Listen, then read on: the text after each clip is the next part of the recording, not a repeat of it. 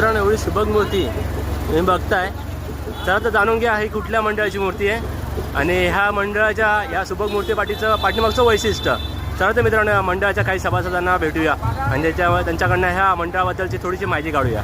चला तर मित्रांनो.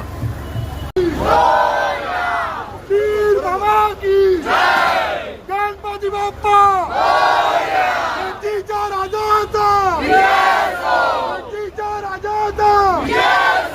गणपती बाप्पा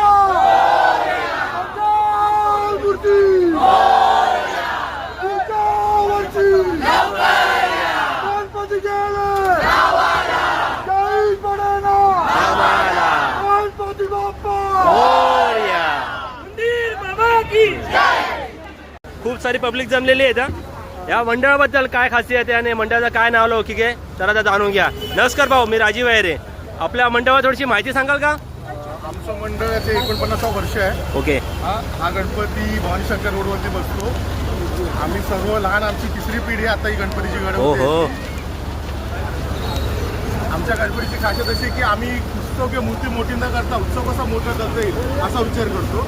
वेगवेगळे सामाजिक उपक्रम आम्ही या माध्यमातून राबवतो. आणि आपल्या इतर मंडळासाठी आपण आपल्या चॅनलच्या मार्फत आणि एक सोशल वॉरसाठी काय तुम्ही मेसेज द्याल? सोशल वॉरसाठी असा आम्ही मेसेज देऊ की मूर्तीची उंची किंवा बँजो किंवा डीजे किती मोठं नाही न करता उत्सव आणि आपली संस्कृती कशी मोठी करता याच्याकडे आपण भर दिला पाहिजे असं आम्हाला वाटतं. ओके. आणि हे सगळ्या पब्लिकसाठी एकत्र येऊन का असा उत्सव साजरा करावा आणि वेगवेगळे असे मोठे मोठे नाव लौकिक करावं त्याच्यात काय असा एका वेगळा मेसेज की जेणेकरून कशी नाही, ही आमची पूर्ण फॅमिली आहे वेगवेगळ्या चाळ कमिटीची.